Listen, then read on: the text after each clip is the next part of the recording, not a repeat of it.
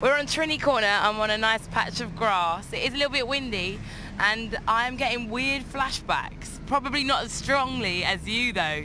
DT, tell me what usually goes down here every single carnival. This, to me, is the most important, part of carnival for me, being a person from Trinidad and Tobago, being a Trini. Yeah. It would be sort of like the second most important part to any Trinidadian masqueraders, because you'd have just gone past the judging point. Okay. Now, you sort of get a feeling, you do your performance at the judging point, you come around the corner, and you start seeing the red, white and black flags just on the hill. Does your heart start beating? You have to sort of take the music down and you have to announce Trini Corner, we're here. Yeah. You have to sort of pay tribute, whether it be sort of like the biggest song from Trinidad at the moment or a classic song that they would all know. You got to stop and you pay tribute to this corner right here, Trini Corner. It sets my heart racing, I won't lie. The Sunday is about 100 plus, but on the Monday, it's like a sea of Trinis going back into the estate. The flags, they're all there, and they might be in their costume from the year before if they're not playing mass in that particular year. But it's just an amazing sight, and I sort of look through, I can sort of pick out faces like, oh, hello. Yeah. I remember you from Trinidad. Oh, hello, auntie. Hello, uncle. It's at that point that you realize you're going to see the diehards that want to observe the procession as opposed to, jumping up behind a truck or walking along the route.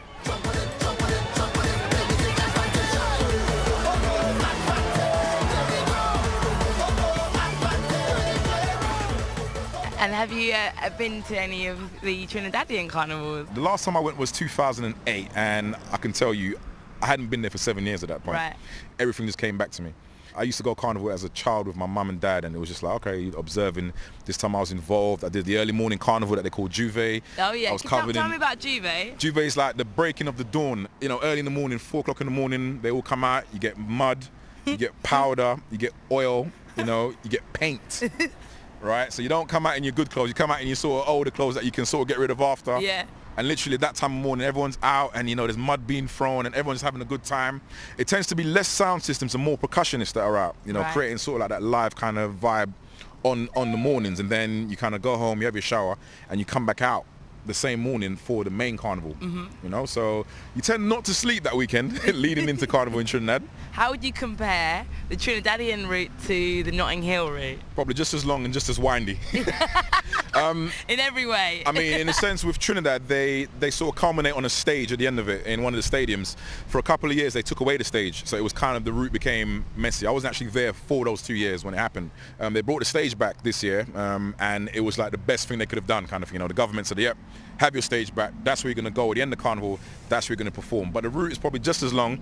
And what Notting Hill actually also Trinidad, a lot of the mass bands over here are influenced by what happens in Trinidad that early part of the year. A lot of the actual costume designers are from Trinidad as well. They're probably like people that moved here like myself. So it is, directly based upon what happens in Trinidad. For people that can't attend any of the carnivals due to whether it be affordability or just, time frames, it is sort of like a thing to look forward to. I didn't go to Trinidad, but I'm going to be at Notting Hill. Yeah. And now I'm going to hear the tunes from Trinidad. I'm going to see some of the costumes from Trinidad. I'm going to see some of the people on Trini Corner where we are now. And, it's that feeling of, I didn't get to go home, but I'm still having that homely feeling.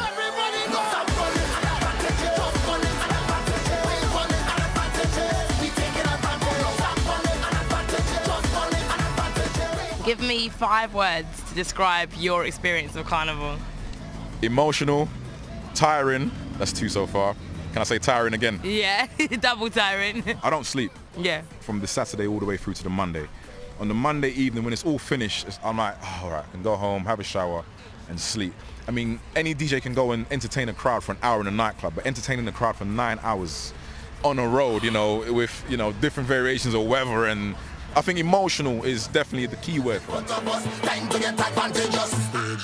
So is there any chance that you could select a carnival classic for us? Oh wow, you see, so many. I think it would have to be Lord Kitchener, Sugar Boom Boom. Okay. Which is something that I think that not only the Trinis, but any island and a lot of people from the UK can agree with. It's a very, very classic tune. I would have said hot, hot, hot, but that's too cliche. But Lord Kitchener, Sugar Boom Boom.